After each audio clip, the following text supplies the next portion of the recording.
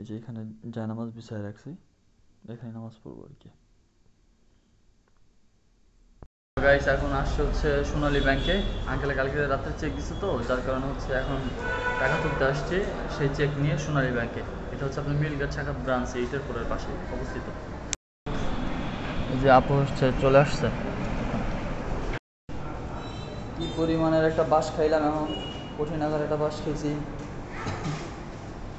অপেক্ষা করার পরে চেক দেওয়ার পরে এখন বলতেছে আমাদের মাদারীপুর যে শাখা আছে, মাদারীপুর শাখায় যেতে বলছে। চেক নিয়ে এখন এই যে চেক নিয়ে এখন যা বলছে মাদারীপুর শাখায়। পুরান বাজারে দেখেন এই যে মার্কেট টার্কেট ভাইয়া কি করছে সব। এই যে হচ্ছে 2 তলায় সোনালী ব্যাংকের ব্রাঞ্চ। আমি হচ্ছে ফটোকপি করবো তো। তো গাইজ যেহেতু টাকা উঠাবো 1 লাখ, এই জন্য হচ্ছে আপনার আমার এই যে ভোটার আইডি কার্ডের ফটোকপি লাগবে। গাইজ এখন হচ্ছে চেক জমা দিছি। চেক জমা দেওয়ার পরে হচ্ছে এখন চেকটা জমা নিছে। শাহাদাতের বাসায় আসলাম টাকা দিতে।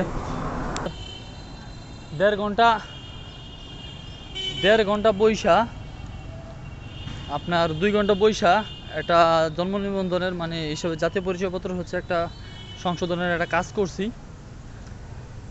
মানে কাজটা হয় না অনেক কষ্টের পরে ফাইলটা সাবমিট হয়েছে। সেই লোকটায় মানে ফাইলটা সাবমিট করার পরে ফর্মটা বের করে দেওয়ার পরে যখন আমি মানে একটু বাইরে একটু আসছিলাম, একটু ওয়াশরুমে গেছি আর কি মূলত,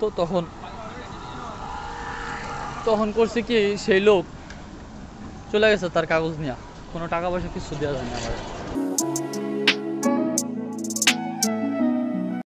হে guys, good morning, welcome to my new blog.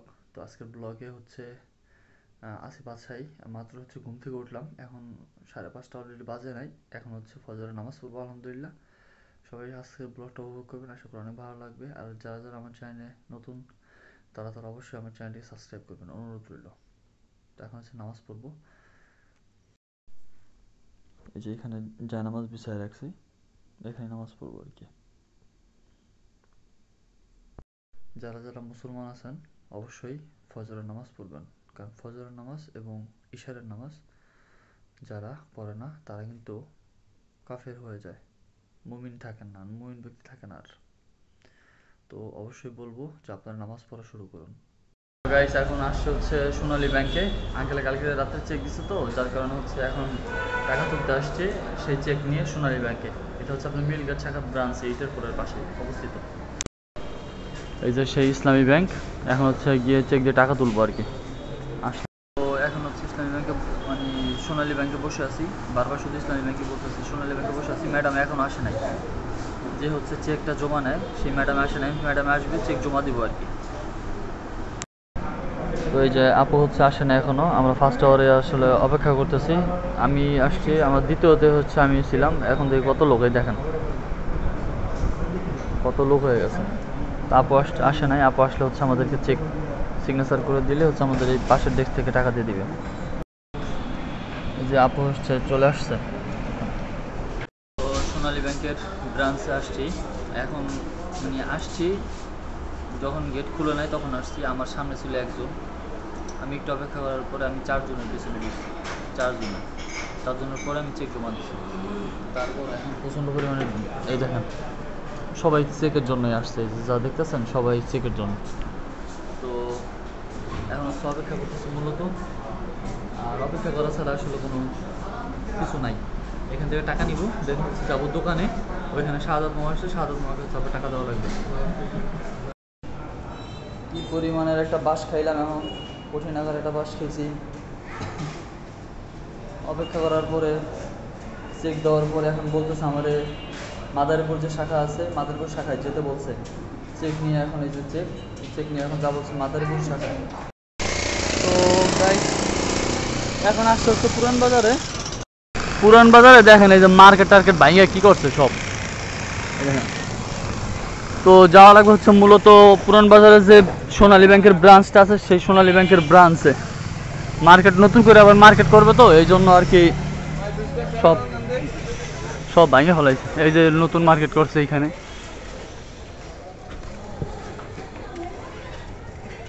এই যে নতুন মার্কেট।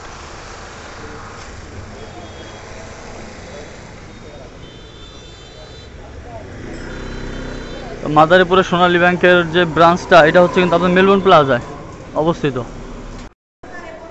এই যে জায়গাটা হচ্ছে 2 তলায় সোনালী ব্যাংকের ব্রাঞ্চ। আমি হচ্ছে ফটোকপি করবো তো।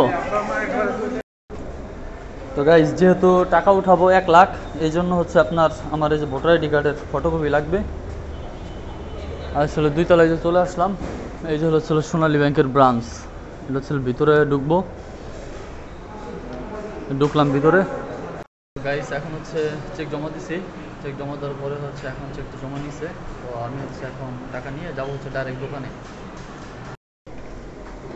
তো এই যে হচ্ছে টাকা তোলা শেষ, এখন হচ্ছে যাব দোকানে। গাইস, এখন হচ্ছে ইসবাই করছি। তো গাইস, এখন হচ্ছে চলে আসছি যে জেলা প্রশাসকের কার্যালয়ের ভিতরে। এখন যাব হচ্ছে মূলত দোকানে যাব। আর দোকানে অলরেডি আপনার সেই 8:30টার দিকে আপনার রাজীব ভাই অলরেডি চলে আসছে। তো আমি হচ্ছে আর কি গেছিলাম ব্যাংকে মূলত টাকা তুলতে, তা তো শেয়ারই করলাম। তো এখন হচ্ছে আর কি জেলা প্রশাসকের কার্যালয়ের ভিতরে আসলাম। এখন আর কি আছে বিআরটি অফিসের সামনে। এখন যাবো হচ্ছে দোকানে। তো চলেন আগে দোকানে যাই, গিয়ে দেখি যে কী হাল। পরে সাদাত মামাকে ফোন দিব, সাদাত মামাকে পরে টাকা দিয়ে দিব আর কি। সাদাত মামাকে মামার বাসায় আসলাম টাকা দিতে। গাইস, এখন হচ্ছে আসছি দোকানে এসে বসলাম।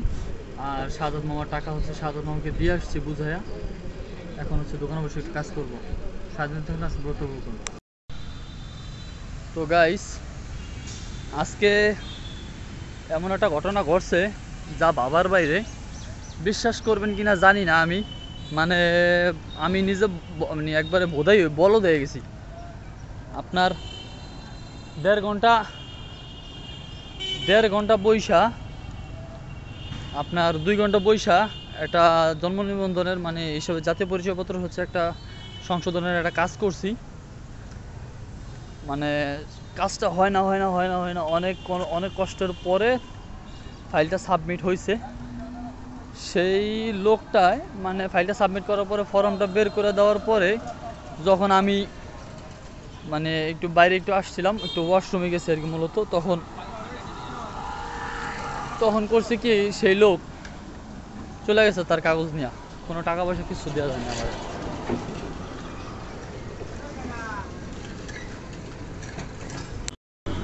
তো এখন হচ্ছে ফাইনালি রাস্তায় আসছি। এখন যাবো হচ্ছে আর কি বাসায়। আজকে কিন্তু প্রচণ্ড পরিমাণের বৃষ্টি পড়ছে। রাজীব ভাই ওই জায়গা হচ্ছে আর কি রিক্সা নিতেছে। মানে এমন একটা অবস্থা হয়েছে যে বিশ্বাস করবেন কিনা জানি না, মানে গালাগালিও দিতে পারতাছি না। 500 টাকা মনে করেন ধরেন দেওয়া যায় নাই। তো আসলে এই যে ফাইনালি রিক্সা নিলাম।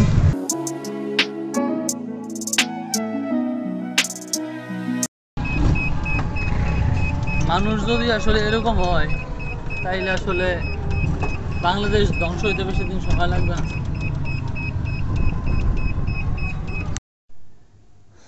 তো গাইস, এখন আসছে হচ্ছে বাসায়। এসে হচ্ছে শুইলাম। শরীরটা প্রচণ্ড পরিমাণে ক্লান্ত।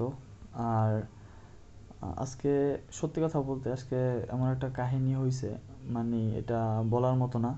আমি তো বলছি যে একটা লোকের কাজ করছিলাম প্রায় 1.5 ঘন্টা 2 ঘন্টা বসে।